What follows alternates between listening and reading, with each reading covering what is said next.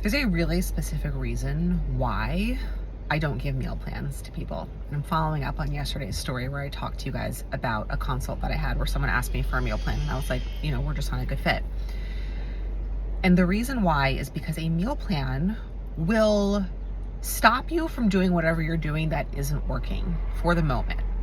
And it will get you to do something that will feel better. It'll feel like you are fixing something. It'll feel like you're moving in the right direction.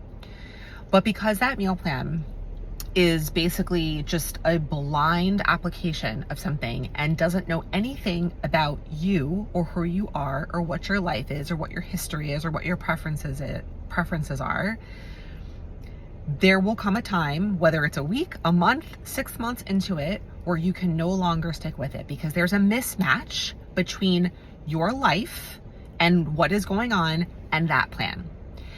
And so if I were to give you a meal plan, I'm not helping you. I'm fixing something temporarily for you, which might feel good, but in the long run, nothing is changing. And I haven't said this in a while, but I used to say it all the time. I don't care what you're doing 30 days from now. I care what you're doing 30 years from now. Like literally, the stuff that we work on in coaching will stay with you for life. And that is why we create a way of eating for you in coaching versus having you follow a plan, so that the way you eat perfectly matches your life and your needs, and you know how to adapt it as your life and your needs change, right? If I were to give the same meal plan to someone who's struggling with emotional eating at night as to someone who works like really super long days and has no time to prep food during the day, I wouldn't be helping either of them, right? The person who's emotional eating at night needs some emotional regulation tools. We need to see what they're eating throughout the day. We need to understand and notice and name what are the emotions that they're feeling and how can we give them some tools to work through that. The person who's working a super stressful job and has no time to meal prep, right? We need to identify what are some like prepared food options. What are meal delivery options?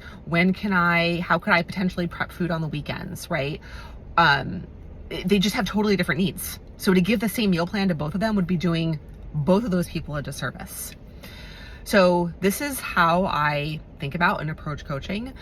We are looking for a matchup between your life, your needs, your history, your lifestyle, your values, and the way that you eat. And that is something that you have to work through and we work through together to create.